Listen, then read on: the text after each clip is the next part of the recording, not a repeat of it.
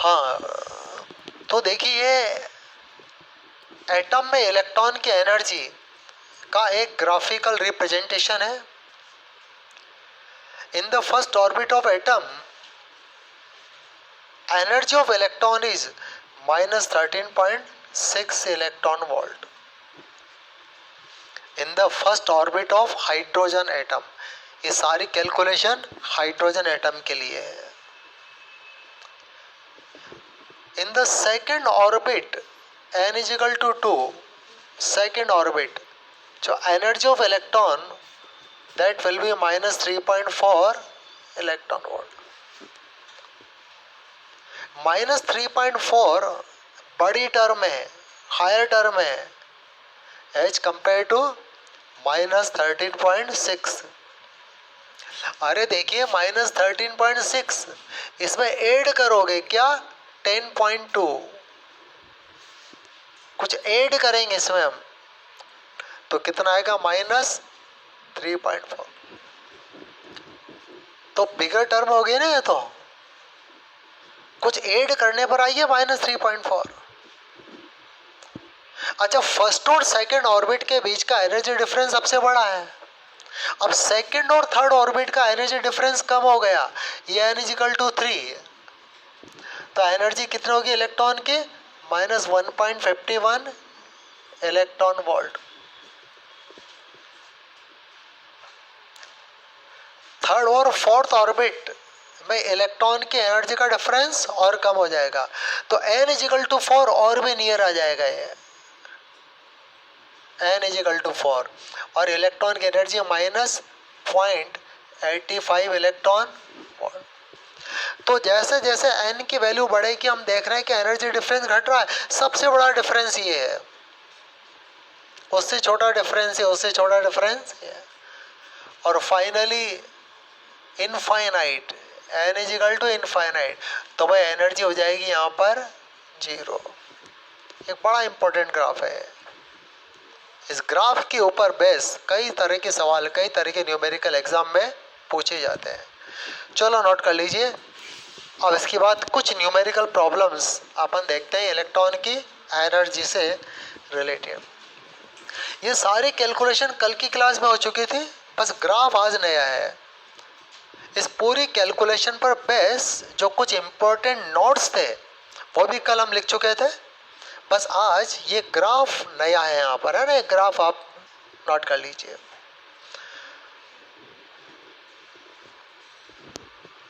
अब देखिए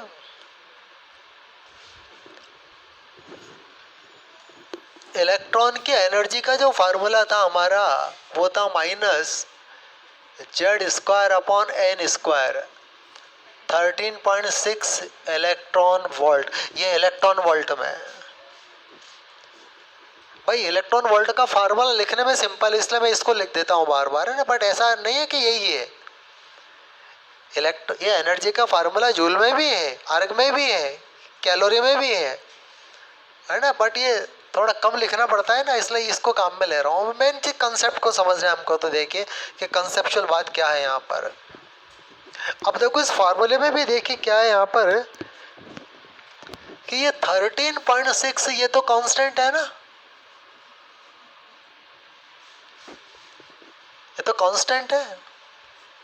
यदि कांस्टेंट को हटा दें तो energy proportional to -z² / n². Means अब देखिए इफ z इंक्रीज, ये अपवर्ड एरो इंक्रीज का साइन है और डाउनवर्ड एरो डिक्रीज का sign. If z increase energy decrease, क्योंकि नेगेटिव में इंक्रीज होगा है, और नेगेटिव में इंक्रीज होने का मतलब मैग्नीट्यूड में डिक्रीज होना, तो एनर्जी डिक्रीज. ध्यान दीजिए एनर्जी डिक्रीज बड़ी इंपॉर्टेंट बात है. क्लियर हो गया. अच्छा जरा देखिए if n increase energy increase, तो नेगेटिव साइन होने से पूरा कंक्लूजन ही चेंज हो गया, क्योंकि साइन नेगेटिव है.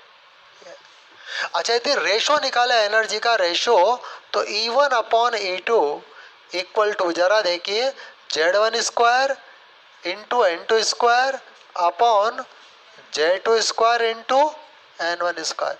ये इलेक्ट्रॉन की एनर्जी का रेशो है। चलो उतार लीजिए।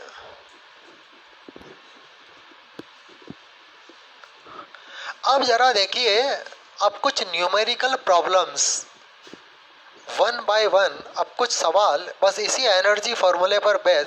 ये ग्राफ नोट कर लिया होगा आप लोगों ने। अब कुछ सवाल कुछ न्यूमेरिकल देखते हैं। देखिए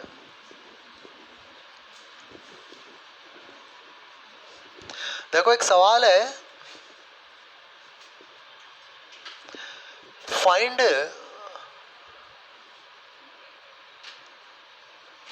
energy of electron in first orbit of helium plus in joule erg and electron volt. Find energy of electron in first orbit of helium plus in joule, arc and electron volt। अब पहले given क्या क्या है देखो। First orbit given है और first orbit का मतलब n इजिकल टू 1। देखो सवाल को पढ़ना आना चाहिए। इन हीलियम प्लस, और हीलियम प्लस से हमको एक इंफॉर्मेशन मिल रही है कि एटॉमिक नंबर इज 2। अब जरा इलेक्ट्रॉन की एनर्जी का फार्मूला लगा देते हैं। चलो पहले जूल वाला फार्मूला लगा देते हैं। अब जूल में इलेक्ट्रॉन की एनर्जी का फार्मूला होता है, देखिए कि minus Z square upon N square 2.18 into 10⁻⁻18 joule. ये जूल में इलेक्ट्रॉन की एनर्जी का फार्मूला। बस अब वैल्यू ही तो पुट करनी है। चलो वैल्यू पुट कर देते हैं। जरा देखिए, E equal to minus helium का एटॉमिक नंबर 2 है और 2 का स्क्वायर है तो आएगा 4 इंटू 2.18। अच्छा, एन फर्स्ट ऑर्बिट का ऑर्बिट नंबर होगा 1 तो n इजिकल टू 1। 1 का स्क्वायर 1 ही रहेगा इंटू 10⁻⁻18।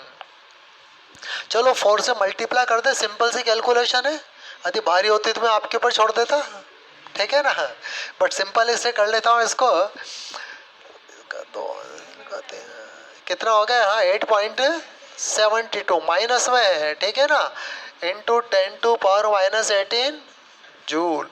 एक आंसर तो ये आ गया। अच्छा, इसको अर्ग में भी निकाल लेते हैं। अब देखो अर्ग में निकालने के लिए दोबारा पूरा फार्मूला लिखने की नीड नहीं है भाई। जूल और अर्ग का रिलेशन है, आप रिलेशन लगा दीजिए। क्या रिलेशन है? वो रिलेशन ये है कि 1 जूल इक्वल टू होता है 10⁻7 अर्ग, और इतने जूल है। हम इस जूल को अर्ग में बदल देते हैं तो माइनस 8.72 इंटू 10⁻⁻18 इंटू 10⁻7। अरे 1 जूल 10⁻7 अर्ग के है ना, तो इतने जूल को अर्ग में बदलना है तो 10⁻7 से मल्टीप्लाई कर देंगे तो ये आंसर आएगा आपका माइनस 8.72 इंटू 10⁻11 अर्ग। ये अर्ग में इलेक्ट्रॉन की एनर्जी। इलेक्ट्रॉन वोल्ट में तो अपन ऐसा करते हैं, फार्मूला लगा देते हैं, वो ज़्यादा आसान रहेगा। तो माइनस देखिए, अब इलेक्ट्रॉन वोल्ट वाला फार्मूला है minus Z square upon N square into 13.6 electron volt. बस वैल्यू पुट कर दीजिए। माइनस जेड की जगह रखेंगे 2 तो 2 का स्क्वायर हो जाएगा 4 इंटू 13.6, एन का स्क्वायर हो जाएगा 1। बस मल्टीप्लाई करना है। 54.4 देखिए 54.4 इलेक्ट्रॉन वोल्ट नेगेटिव में। ये इलेक्ट्रॉन वोल्ट में एनर्जी आ गई है। बात समझ में आ गया? चलो एक और सवाल देखते हैं। फाइंड एनर्जी ऑफ इलेक्ट्रॉन इन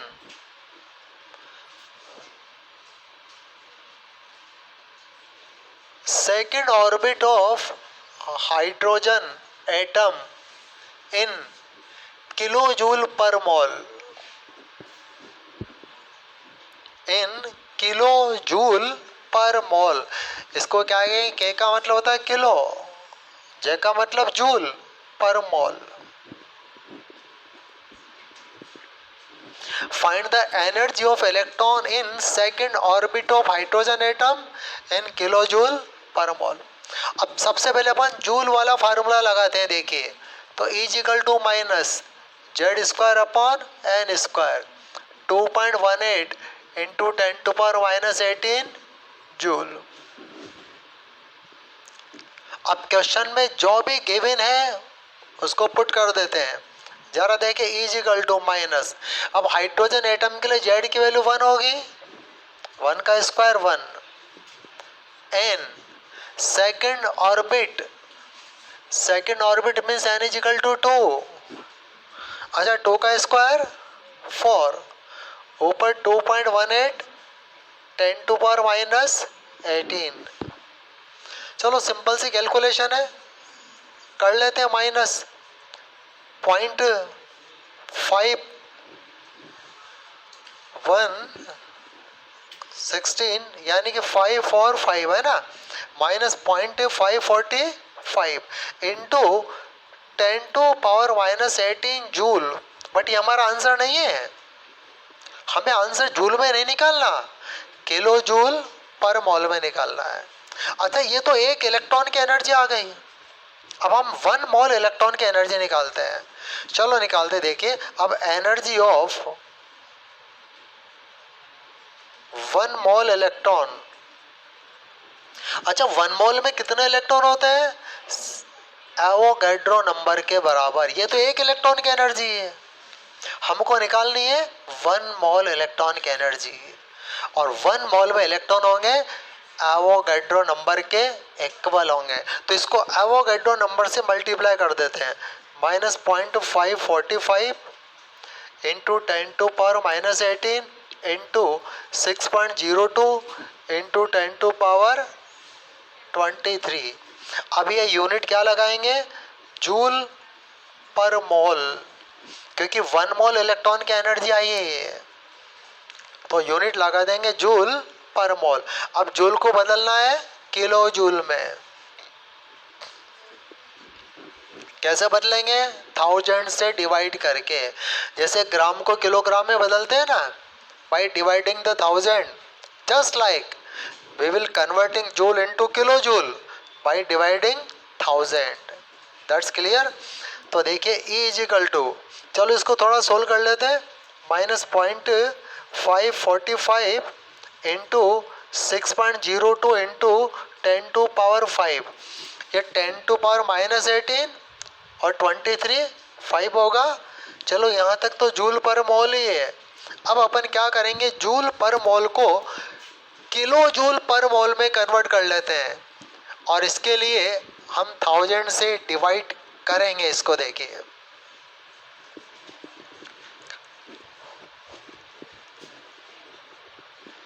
अब देखिए E is equal to energy is equal to minus 0.545 into 6.02 into 10 to power 5 upon 1000 यानी कि 10 टू पावर 3। अभी हो गया आपकी किलो जूल पर मोल। चलो सिंपल वाली कैलकुलेशन कर लेते हैं। 0.545 इंटू 6.02 इंटू 10 टू पावर 2, 3 है ना, ऊपर जाएगा 2 बचेगा, और यूनिट लग जाएगी किलो जूल पर मोल। ये हमारा आंसर है, इसको मल्टीप्लाई कर लेना। क्लियर? एक और सवाल देखिए, समझ में आ गया? अभी सिंपल से सवाल है, इसमें डिफिकल्ट भी होता है, बहुत आसान भी होता है। सिंपल है, डायरेक्ट फार्मूला बेस है।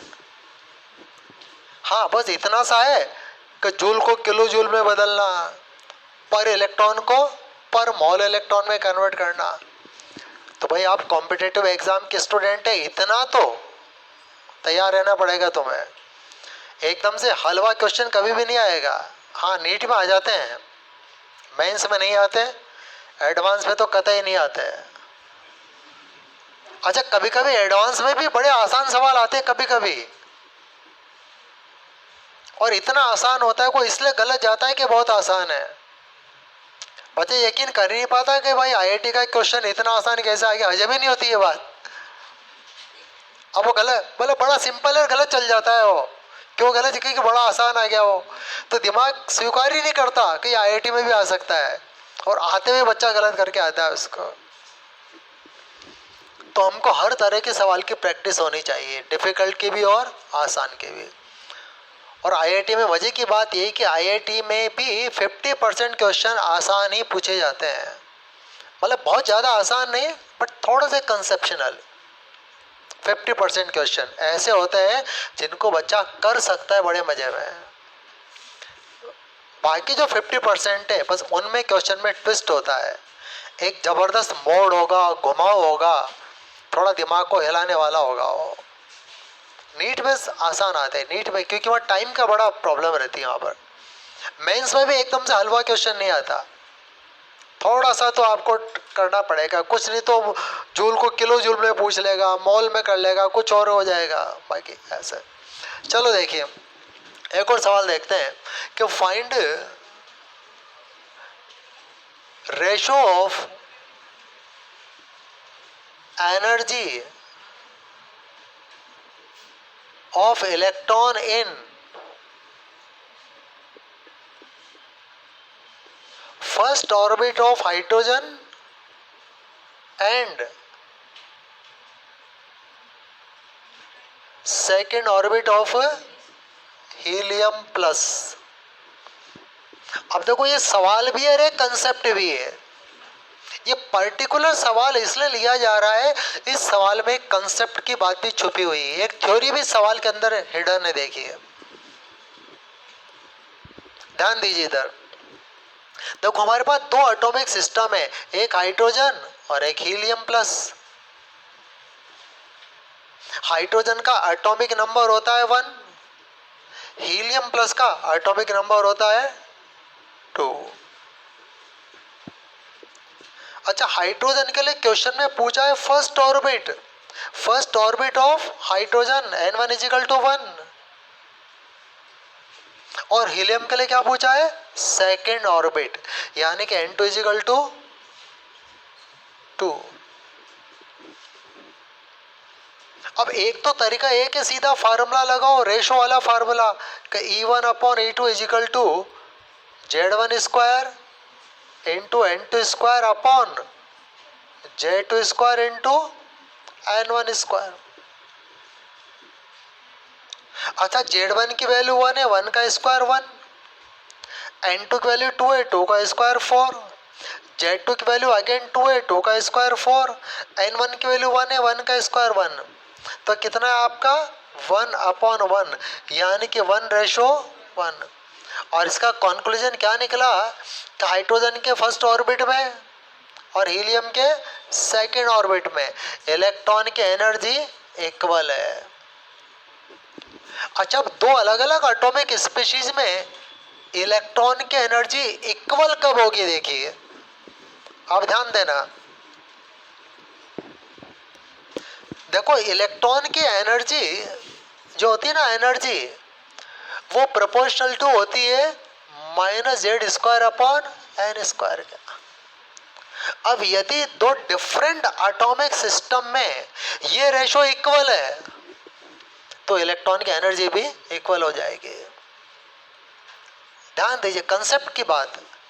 यदि दो डिफरेंट एटॉमिक सिस्टम्स में, एटॉमिक सिस्टम मीन्स जैसे कि हाइड्रोजन हीलियम प्लस, ये दो अलग अलग एटॉमिक सिस्टम हो गए ना, और भी हो सकते हैं, लिथियम प्लस टू भी ले सकते हैं हम, जैसे मैंने एक और ले लिया यहाँ पर lithium plus two,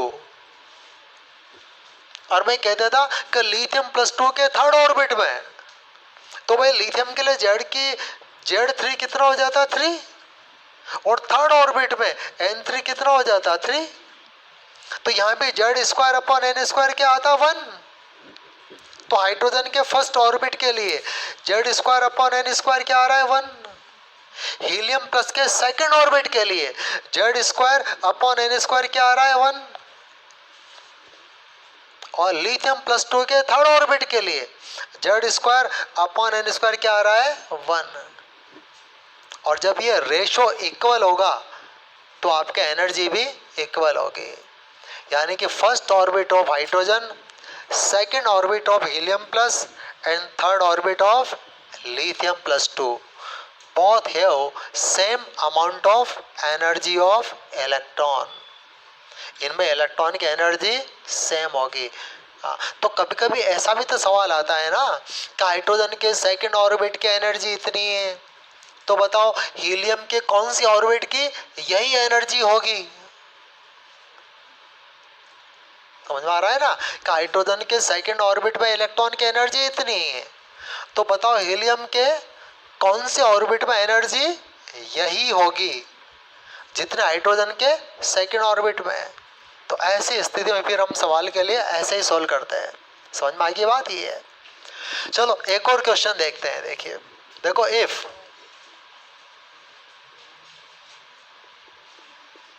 energy of electron in first orbit of hydrogen is x, find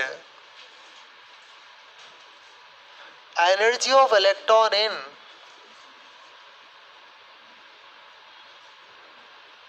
third orbit of helium plus, third orbit of helium plus दिख रहा है। चलो हाँ जरा देखिए, third orbit of helium plus, चलो जरा देखते निकालते हैं। तो फार्मूला तो यहाँ भी वही लगने वाला है कि E1, चलो देखिए एक तो हाइड्रोजन है और एक हीलियम प्लस है, तो डिफरेंट एटॉमिक सिस्टम है। First orbit of hydrogen, hydrogen का Z1 is equal to 1, first orbit है N1 इजिकल टू 1 और एनर्जी x है, तो E1 equal to x। Clear. Helium plus Z2 equal to 2, helium का atomic number 2 है, helium का third orbit है, ये लिखा है साफ, third orbit of helium plus, तो N2 इजिकल टू 3। और एनर्जी निकालनी हमको, क्या निकालनी है, एनर्जी निकालनी। तो सीधा सीधा फार्मूला लगा दीजिए, E1 upon E2 equal to Z1 square N2 square upon Z2 square N1 square.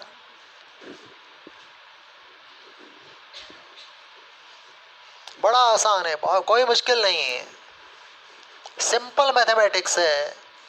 समझा दो, छठी सातवीं आठवीं क्लास का बच्चा कर लेगा, यदि कोरोना में नहीं पढ़ा होगा तो, है ना। अभी कोरोना में तो बिना पढ़े आगे बढ़ गए ना, तो अब तो नहीं कर पाएगा वो।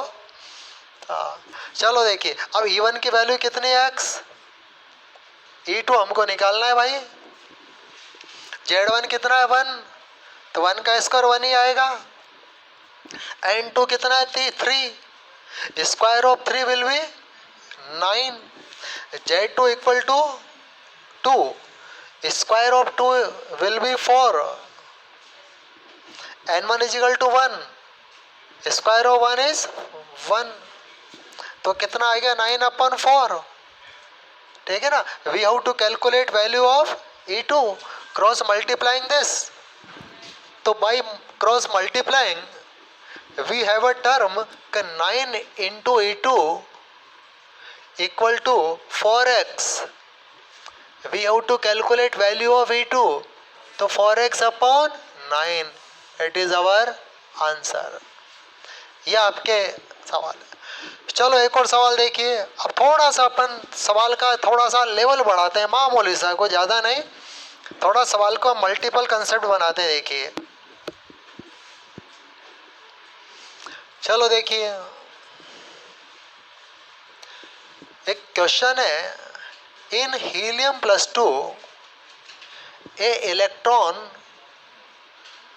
an electron jump from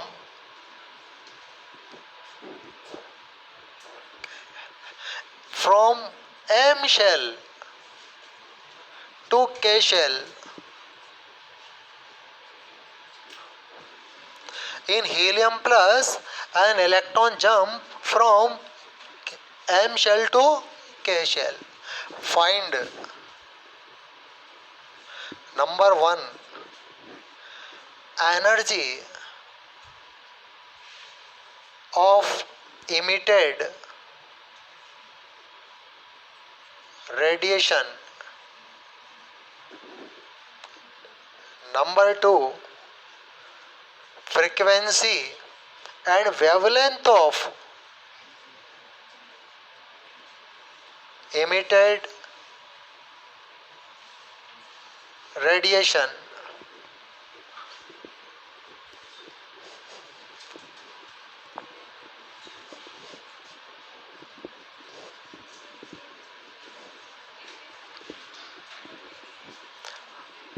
इसको और डिफिकल्ट बनाया जा सकता है, बट अभी ठीक है, अभी तो इतना बहुत है।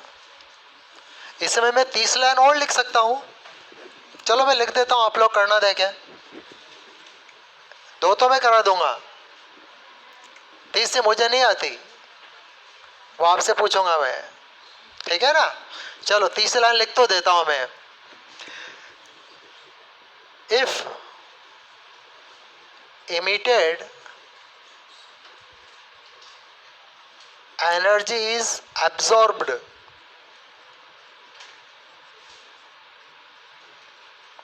by hydrogen atom in first orbit,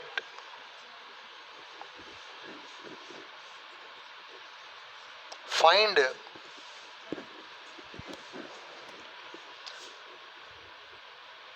number of shell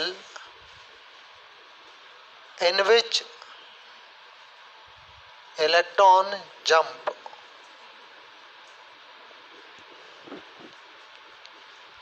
ये इसी न्यूमेरिकल का तीसरा हिस्सा है।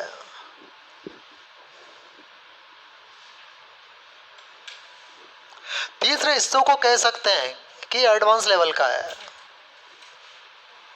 पहले 2 हिस्से नीट और मेंस लेवल के हैं। मेंस में कभी कभी तीसरे लेवल के तक के भी क्वेश्चन आ जाते हैं, मेंस में बाई चांस आते हैं। चलो देखिए, पहले सवाल समझते हैं कि सवाल कह क्या रहा है। देखो सवाल है कि in helium plus electron jump from M shell to K shell. अब देखो एम शेल में एन की वैल्यू कितनी होगी? थर्ड नंबर के शेल को कहेंगे हम M shell, K L M. और के शेल हम इसको कहेंगे एन इजिकल टू 1। चलो हीलियम प्लस का एक डायग्राम बना लेते हैं। ये हीलियम प्लस का देखिए फर्स्ट ऑर्बिट, ये इसका न्यूक्लियस में 2 प्रोटॉन है, क्योंकि हीलियम प्लस की बात चल रही है। ये एन इजिकल टू 1, चलो एन इजिकल टू 2 और एन इजिकल टू 3। साहब 3 यहाँ से यहाँ तक ही है क्या? नहीं है, पूरा यही है ना, पूरा ही है। वो मैंने छोटा सा बना दिया बस। वो नहीं, कई बार बजे रट लेते हैं कि सर ने इतना सा बनाया तो इतना ही होगा, बस इलेक्ट्रॉन जाएगा फिर आएगा, है ना। ऐसा नहीं है, वो सर्कुलर ही जा रहा है, वो ऐसा नहीं है। ऐसा कोई कंफ्यूजन आए ना तो क्लास के बाहर क्लियर कर लिया करो।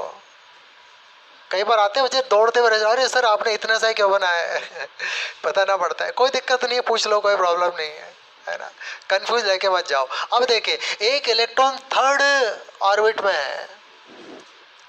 हिंदी मीडियम में भी ये सवाल किया था, कराया था मैंने। वहाँ के बच्चे बड़े होशियार हैं।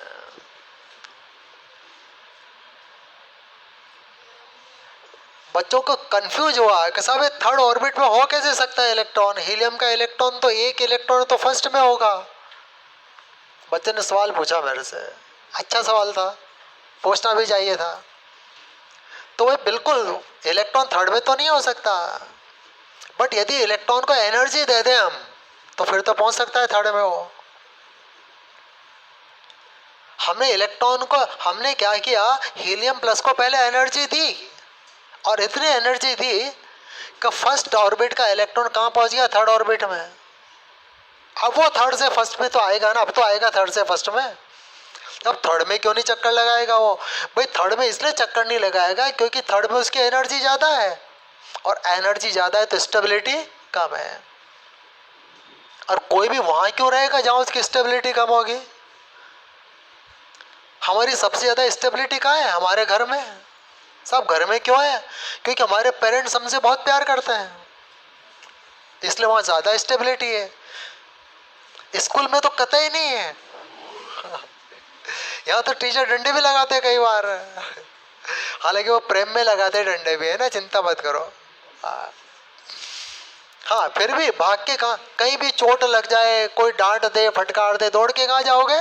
घर में, घर पे जाओगे। क्योंकि वहाँ क्या मिलता है? अफेक्शन मिलता है, हमको बहुत प्यार मिलता है वहाँ पर, और वही तो स्टेबिलिटी देता है। और प्यार मिलते हैं, एनर्जी कम, एनर्जी डिक्रीज होते हैं, स्टेबिलिटी बढ़ गई, मजा आ गया बस ये। तो ऐसे देखो, अब इलेक्ट्रॉन जो थर्ड ऑर्बिट में था ना, वो बाजार में घूम रहा था, वो बाजार में अपने न्यूक्लियस से दूर। अब ठीक है, बाजार में थोड़ी देर अच्छा लग सकता है, ज़्यादा अच्छा नहीं लगता, उसको तो आना तो अपने घर में ही है ना, फर्स्ट में ही। ठीक है, एनर्जी दे के हमने भेज दिया बाजार, घर में मन नहीं लग रहा, जा बाजार कचौरी खा के आ जा, कट पैसे दिए, एनर्जी बढ़ गई। पैसा भी तो एनर्जी है ना, मनी पोटेंशियल बोलते हैं। Money is the form of energy in life. अचानक किसको 1 लाख रुपए आ जाए, क्या स्कूल में आएगा क्या वो? घर में टिकेगा वो?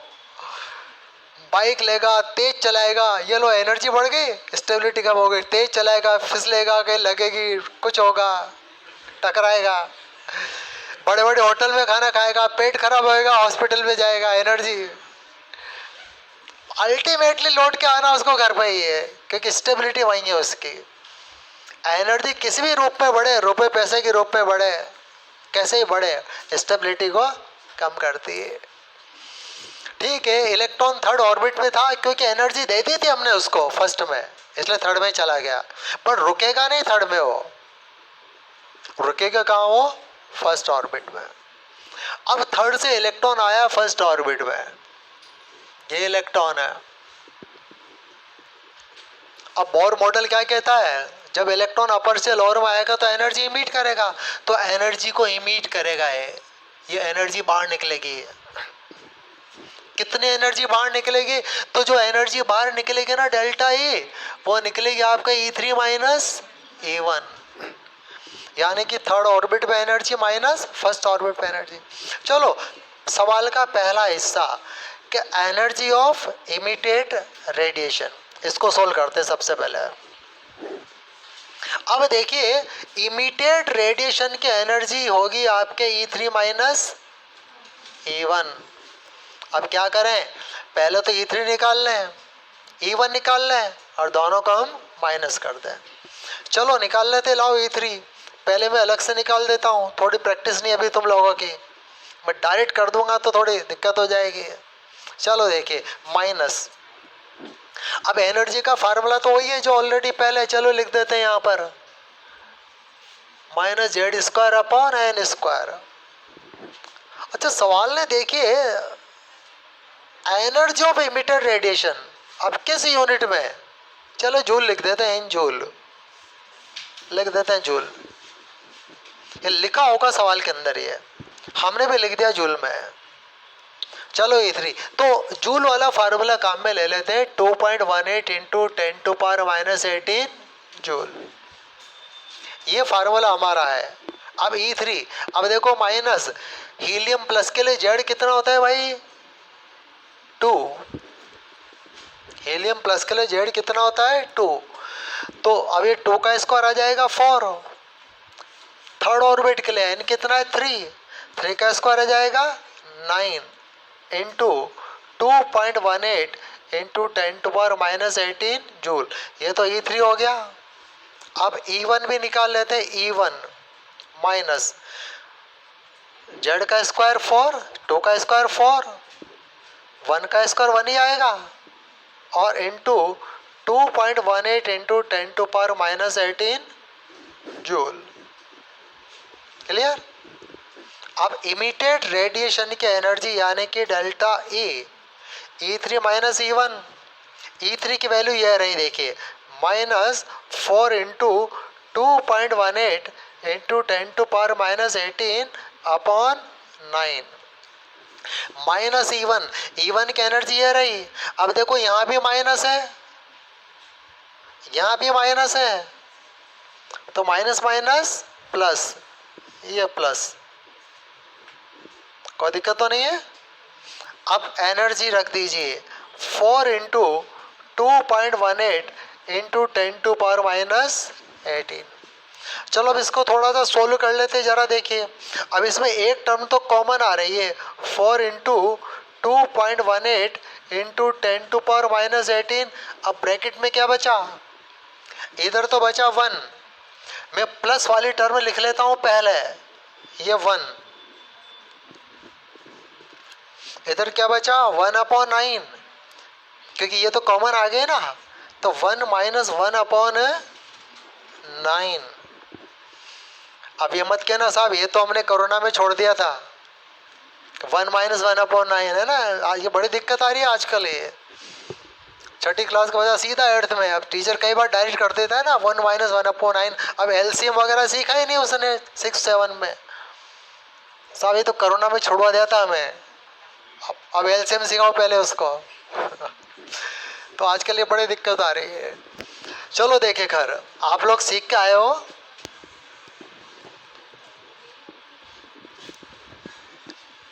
अब देखो delta E equal to 4 into 2.18 into 10⁻⁻18 into, अब यहाँ पर क्या करें 9 एलसीएम ले लेंगे, ऊपर क्या होगा 9 माइनस 1 तो 8, यानी कि 8/9 बचेगा बस, तो इंटू 8/9। ये आपकी क्या आ गई, इलेक्ट्रॉन की इमिटेड रेडिएशन की एनर्जी, और एनर्जी की यूनिट क्या आएगी जूल। जूल में इमिटेड रेडिएशन की एनर्जी यहाँ पर फाइंड आउट हो गई। सिंपल सी कैलकुलेशन है, कैलकुलेशन भी कर सकते हैं चाहे तो, बट कर लेना, मल्टीप्लाई करके डिवाइड कर देना, एक आंसर तो हमारा ही आ गया।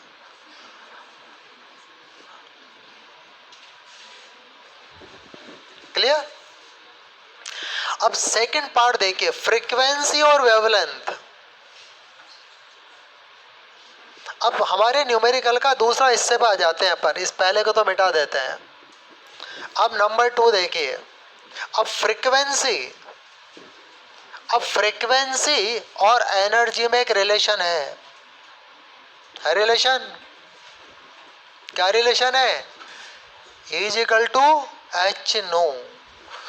इमिटेड रेडिएशन की एनर्जी डेल्टा ई किसके बराबर होगी, एच नो के।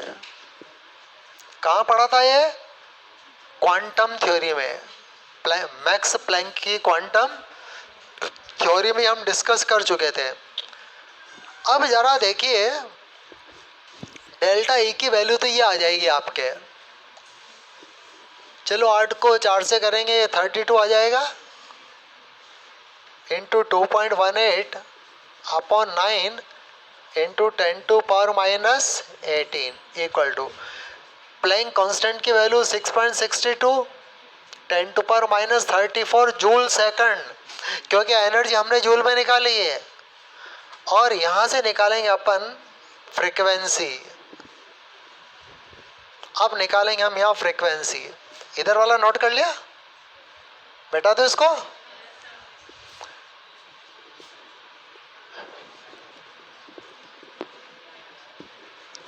अब यहां से देखिए हम फ्रीक्वेंसी कैलकुलेट कर लेते हैं। अब देखो जब फ्रीक्वेंसी कैलकुलेट करेंगे, नो, ये पूरी टर्म कहाँ आएगी, इधर डिवाइडेशन में आ जाएगी। तो 32 into 2.18 into 10⁻⁻18 upon 9 into 6.62 10⁻34 nu is equal to 32 into 2.18 upon 9 into 6.62 10⁻+16। ये क्या आ गया, फ्रीक्वेंसी आ गई।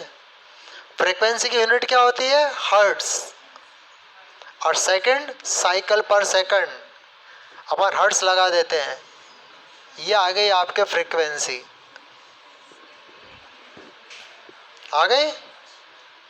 अब निकालना है वेवलेंथ, लैम्डा भी निकालना है। कैसे निकालें भाई, लैम्डा और फ्रीक्वेंसी में रिलेशन होता है, C equal to nu lambda, तो lambda equal to C upon nu. तो देखिए लैम्डा इजिकल टू होगा सी अपॉन नो,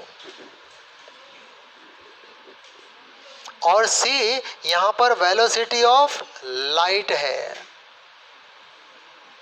अब लाइट की वेलोसिटी की यूनिट क्या रखें, अब देखो यदि लैम्डा सेंटीमीटर में निकालना हो तो लाइट की वेलोसिटी रखेंगे सेंटीमीटर पर सेकंड में, और यदि लैम्डा मीटर में निकालना चाहें हम तो सी रखेंगे मीटर पर सेकंड में।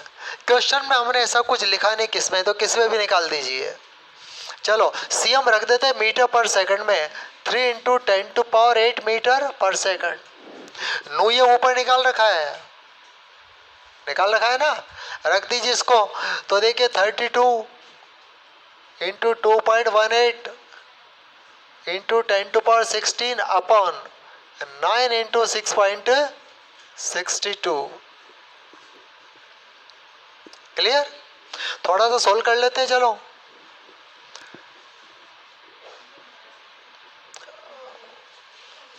हाँ 9 को 3 से करेंगे 36, 6.62 10⁻⁻8 अपॉन 32 इंटू 2.18।